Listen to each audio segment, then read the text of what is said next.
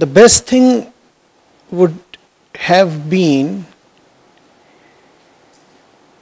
a non-dual state in which no association holds any meaning.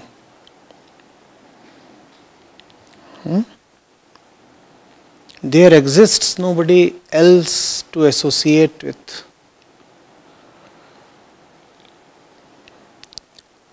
There is nobody else at all. And that state is blissful beyond all imaginations of the best of heavens. Even heaven is confined by the depiction and definition of what heaven means. Therefore, liberation is a place higher and better than heaven. Heaven has a depiction and definition, and therefore heaven has its boundaries. And where there are boundaries, there is sorrow. Liberation has neither depiction nor definition, and liberation is freedom from all boundaries and therefore all sorrow. Theoretically, it is possible to be liberated even from hell, but difficult. Therefore, this is a graded approach. Heaven, and above heaven is, and below heaven is hell. We live in hell. We live in hell. We are being told how to graduate to heaven, and if you make good use of heaven, then you will be liberated even from heaven. What is heaven? The company of holiness is heaven. Company of holiness is be with someone who will not solve your problem, but will demonstrate your problem to be false. That is heaven. Heaven is a place where you get no sympathies for being problemed. Hell is a place where your problemed self is ratified. Do not think of hell as a place where you would be cruelly dealt with. All the usual comic book depictions of hell are exactly that. A kid's fantasy or nightmare. Immense cauldrons full of boiling oil.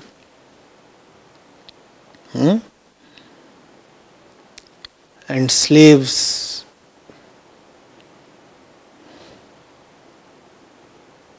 being dealt with whiplashes. Right?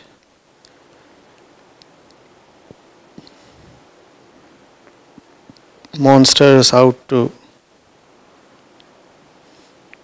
suck your blood. That's what we think hell is. Hell is not that. Hell is a place where you get a lot of sympathy, consolation,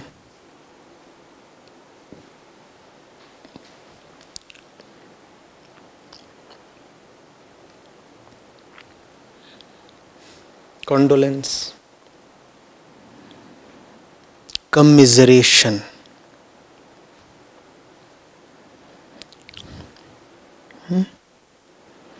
You are told that we agree that you are in a miserable state. Your neighbor comes to you, puts his hand on your shoulder, and with a grave face tells you that you are indeed in deep trouble. That's hell. What has been done? Your belief in your problemed existence has been deepened.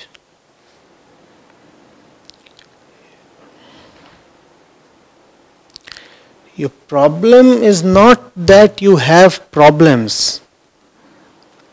Your problem is that you think you are the one who can have problems. And these are two very different things. Very different things.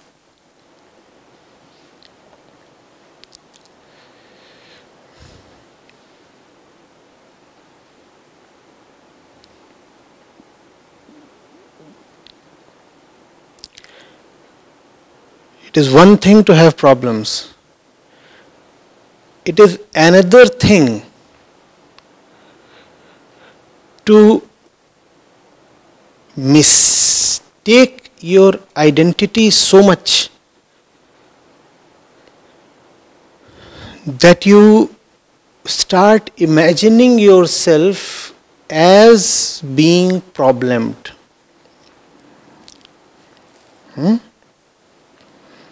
In hell, your belief in your problemed identity is reinforced.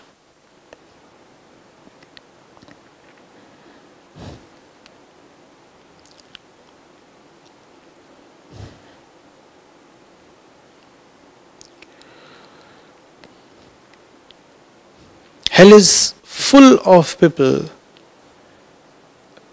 ready to offer you a shoulder to sob on.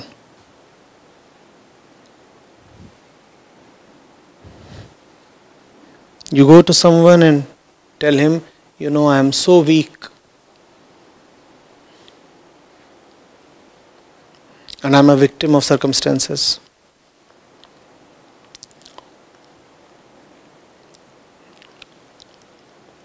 And I am ignorant and sick,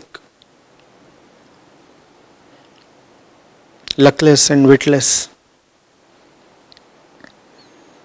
And the other fellow would be very quick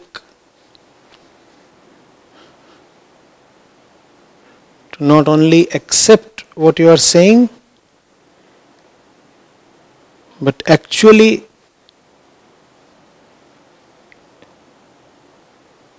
return to you, reflect back to you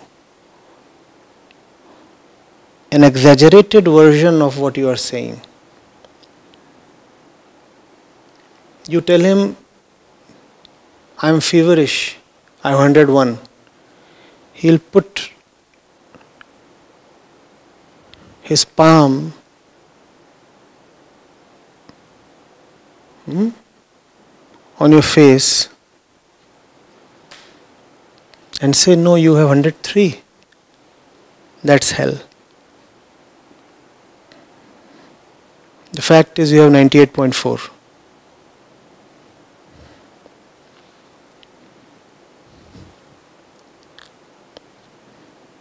Are you getting it?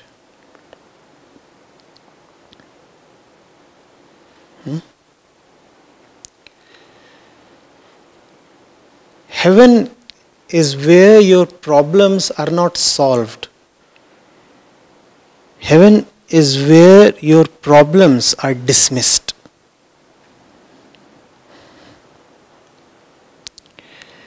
To solve a problem is to honor a problem.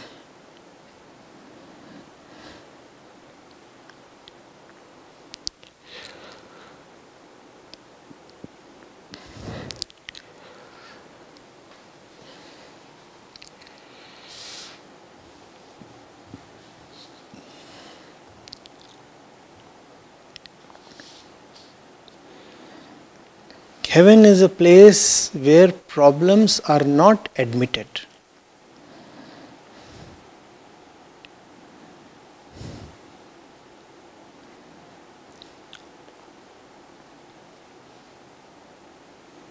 Hell is the place where you are not admitted if you don't have problems.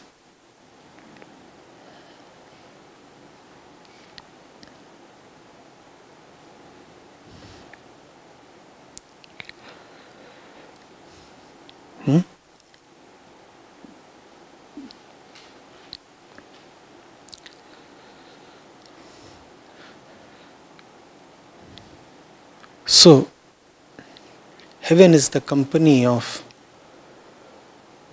people who will not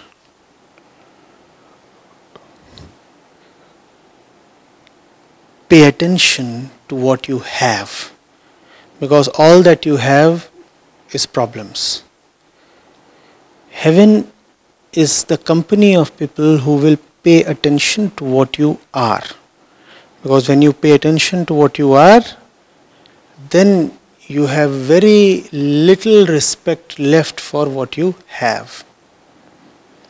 And the more attention you pay to what you have, the easier it becomes for you to turn oblivious to what you are. Hell focuses on what you have.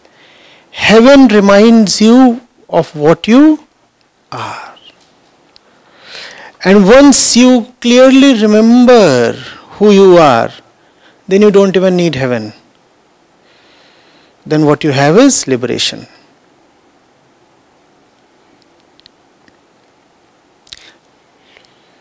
These are three ways of living, The most common way of living is, what do I have?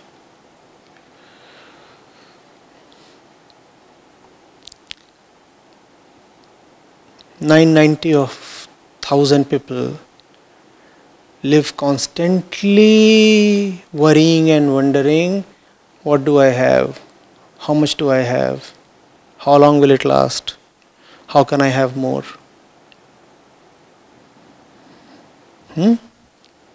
Then some 9 people maybe, they bother to look at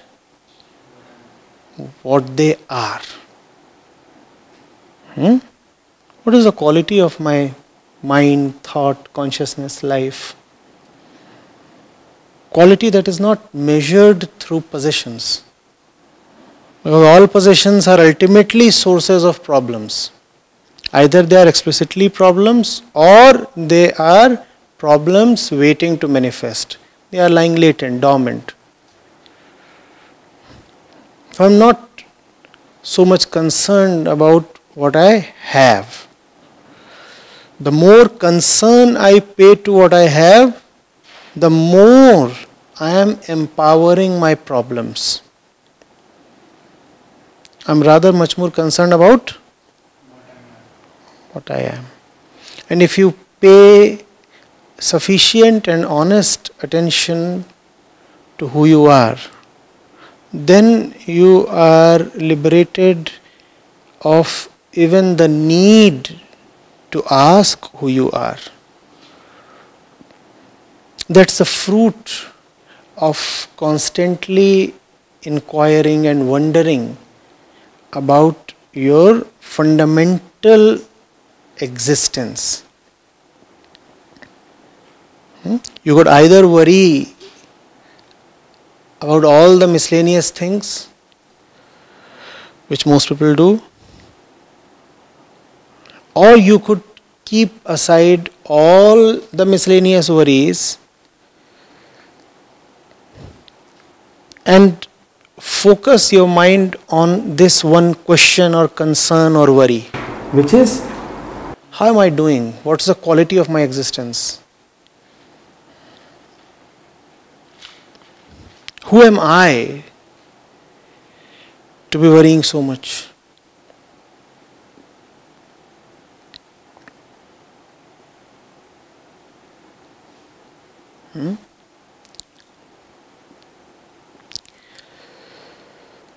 Needless to say, all the three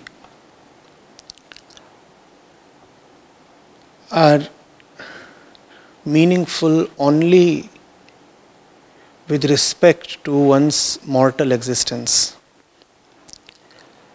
Hell, heaven, and liberation.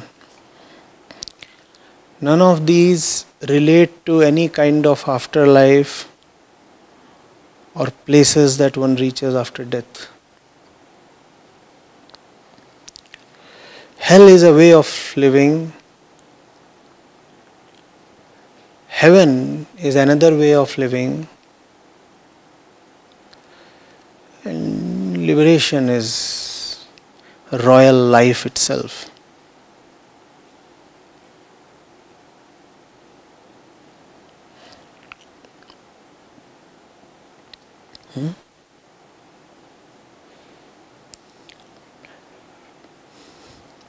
You are not consigned to hell. You are not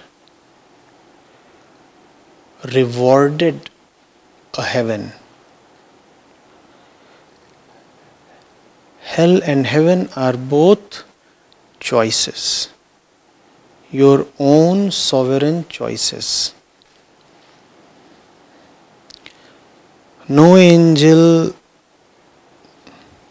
no record keeper, no God outside of you decides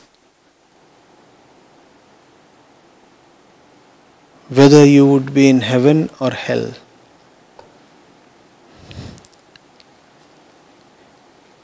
Give up that excuse. You decide whether you want to be in heaven or hell. Heaven gives you one kind of happiness. Hell too offers you a particular kind of happiness.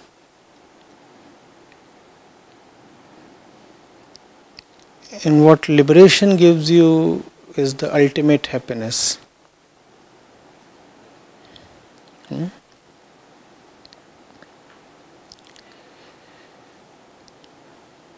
So it's not about foregoing happiness. Getting it? Unfortunately, the lowest kind of hellish happiness prevails and dominates so much that hellish happiness has become synonymous with happiness itself.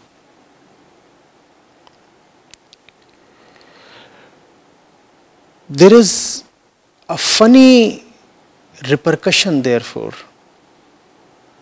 The repercussion is that those who are not in hell often start wondering whether they are happy at all. You might actually be blissful. That you can easily admit. Yeah, I have a silent, gentle bliss about me. But if you are asked, are you happy? You will have a problem quickly and conclusively asserting yourself. Because happiness has been monopolized by the citizen of hell.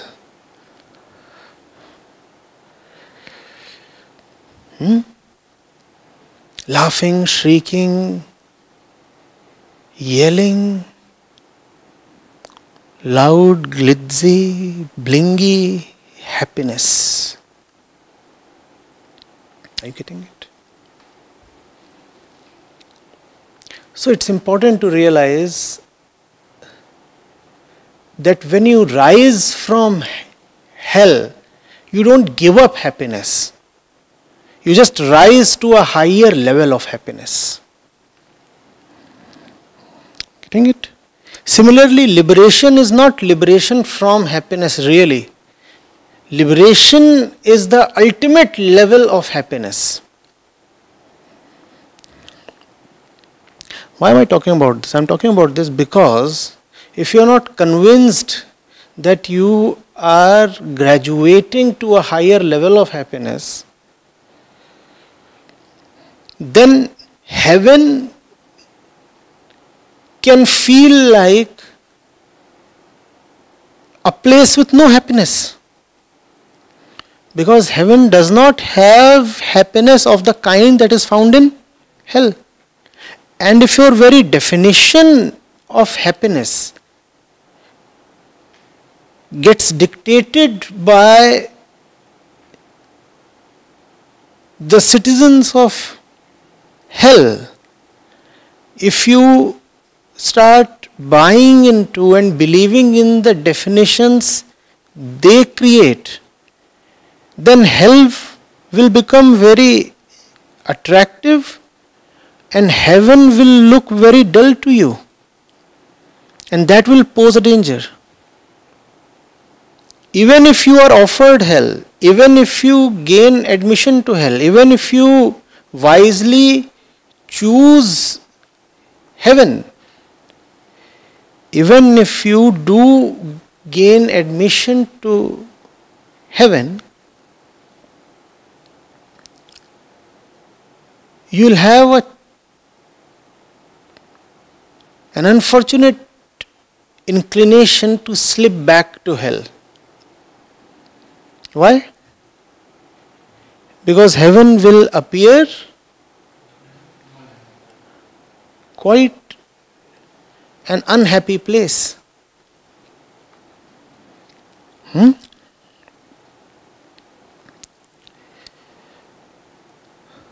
Therefore, the one who graduates to heaven, the one who elevates himself to liberation, must be very clear that he is not forsaking happiness, he is reclaiming happiness. And reclaiming happiness is very, very important. You cannot allow happiness to be monopolized by the inhabitants of hell. The ones who are in heaven, they are the ones who really, really deserve to be happy.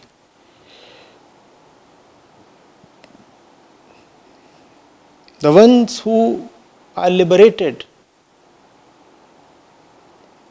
must be infinitely happy. But you see what we have done. We have abandoned the word happy to be used by the worldly folk. And for the liberated state, we have felt obligated to coin another word, bliss or joy. What are you saying?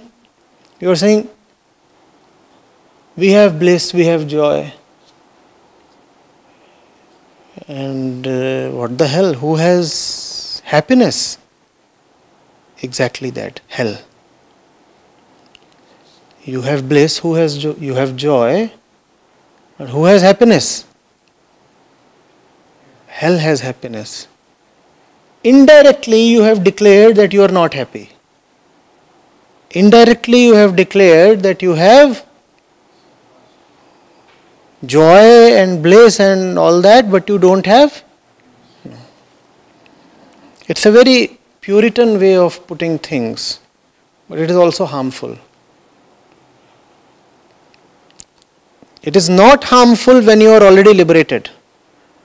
But when you are in hell, it's a very, very harmful way of putting things. You have to understand this. You are in hell. So what does your ego really crave for? Happiness. Right? Your ego wants happiness and you're telling the ego happiness is found in hell. In liberation you can have bliss. The ego says, who wants bliss? I want happiness. So I'll very happily stay put in hell. And that's what happens. That's what happens. In the hell state of its existence, the ego has very little respect for bliss or anand. All that it cares for is sukh or happiness. And you are telling the ego that you cannot have happiness if you graduate beyond hell. So the ego refuses to graduate beyond hell. The ego says, I'll stay here. I'm happy. Because this is the only place rather where you find happiness. So I'll not go to heaven or liberation. You have to tell yourself that which is found in hell is the lowest and the most polluted, the most diluted, most corrupted kind of happiness. It is no happiness at all. I really want to be happy, therefore I am giving up this place, therefore I am venturing out, therefore I am rising high. Are you getting it? So those on the spiritual path must take special care to be happy. As we said, the spiritual seeker must reclaim happiness. Otherwise you are letting happiness go to the dogs, literally. You are allowing such people to monopolize and misuse the word happy as have no right to be happy. Do they have a right to be happy? No. But they are the ones who are always found happy. Heaven is a very happy, hell is a very happy place. See, I needed to correct myself. Heaven should be a happy place. Instead, all the happy ones are found in. All hours in hell are happy hours. And heaven is such a dry place. Why have we allowed that? Why have we allowed that? All the people who are laughing, giggling, they are all found in hell. Somebody said all the interesting people are found in hell. No. They are not interesting people. They are sick people. It's just that the very definition of the word interesting has become distorted to their advantage. People in hell are as interesting as a stinking pile of trash is. It is indeed interesting. To whom? To crows, to dogs, to various kinds of bacteria and such things. They find it very interesting. Are you a crow to accept that definition? Why must you accept that definition? Therefore, it is important to reclaim these words, interesting, happy, smart. Why must you call all the nonsensical beefcakes as smart? I've never heard somebody calling a Buddha or a Mahavira as smart. Why not? Why have you abandoned all the interesting words to the creatures of hell? Why?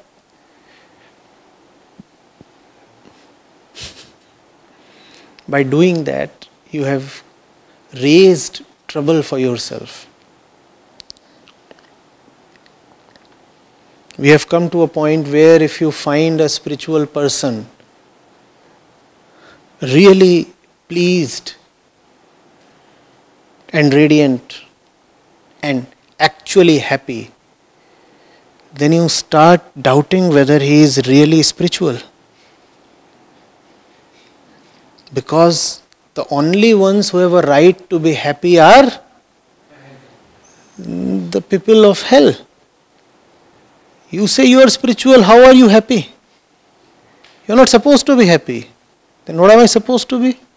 You are supposed to be gloomy, dull, de facto dead. You are supposed to be a corpse somehow in motion. You are not supposed to dance, you are not supposed to sing. You are supposed to be just regretting the fact that you are breathing. You are supposed to be wishing that you drop dead this moment or next. Then you are a spiritual person. All the merrymaking is reserved for the inhabitants of hell. No wonder that place is jam-packed. If all the merrymaking is supposed to happen in hell, where would you find most of the people? In hell. And that's what we have done. All that which makes life worth living has been allotted to hell. Now, how is it surprising that everybody is attracted to hell? If you are a lover of truth, if you are in the spiritual pursuit, then it becomes a double responsibility upon you to remain highly happy. And when I say highly happy, I do not mean the degree of happiness. I am not referring to the degree of happiness. I am referring to the quality of happiness. Do you get the difference? I am saying you have to be highly happy. That does not mean that you have to raise the decibels doubly as you guffaw out. No. Highly happy means your happiness has to be of a high order. It is your responsibility. Do not starve yourself of happiness. If you are giving up on lower happiness, make sure that you provide yourself with higher happiness. That's your privilege. More than privilege, that's your dharma, that's your responsibility. It would sound strange to you. Is it my dharma to be really happy? Yes, it is your dharma to be really happy. Because if you are not really happy, then you will seek happiness. And if you will seek happiness, sooner than later you will find yourself in hell. The only way to avoid hell-like happiness is to create heaven-like happiness for yourself. If you are living in a heaven devoid of happiness, then that heaven will not be able to hold you for long. Your patience will run thin and you will find yourself attracted to hell. Because all said and done, hell offers happiness.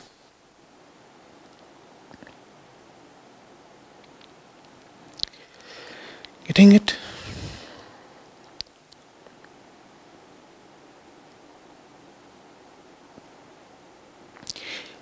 Elevating life is one thing. Giving up on life is a totally different thing.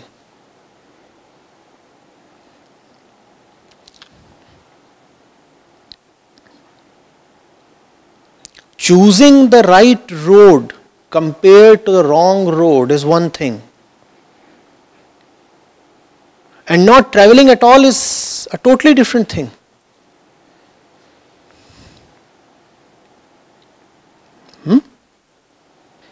the resident of hell who claims that he is happy, he'll be terribly afraid of facing someone who is really happy. That's his nightmare. So he is always cautious. He will not want to come across a really happy person. Therefore, he will be very choosy, very selective due to fear in terms of the ones he speaks to, the ones he chooses to make claims in front of. You are saying there are so many residents of hell who go about bragging that they are happy and satisfied. They cannot make these claims in front of everybody. They make these claims in front of only those who would not dispute or disprove these claims. Are you getting it? So if they are able to successfully make these claims in front of you, then it merely means that right now you are not in a place where your very being or presence or voice reflects back to them their miserable state of existence. They think that you are a soiled mirror. Standing in front of a soiled mirror, you can deceive yourself, can you not?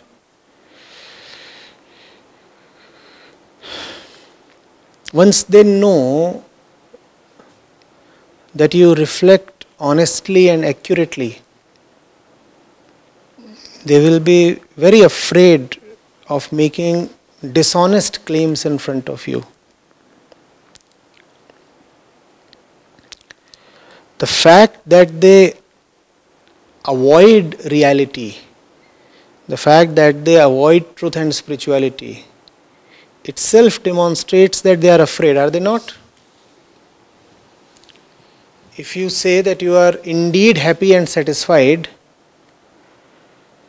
would you be reluctant to test the depth of your satisfaction, the depth of your life? No, but you would see that these people are very, very reluctant. They are reluctant because they know that they will be exposed. Getting it? So it's not as if it's a tremendously difficult problem that some people are putting up an act.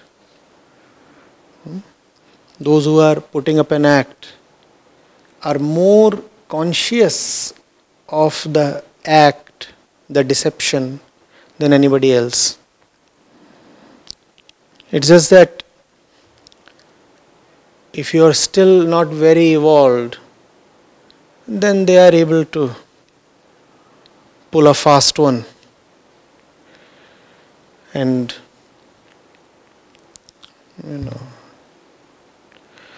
fool you, or so they think.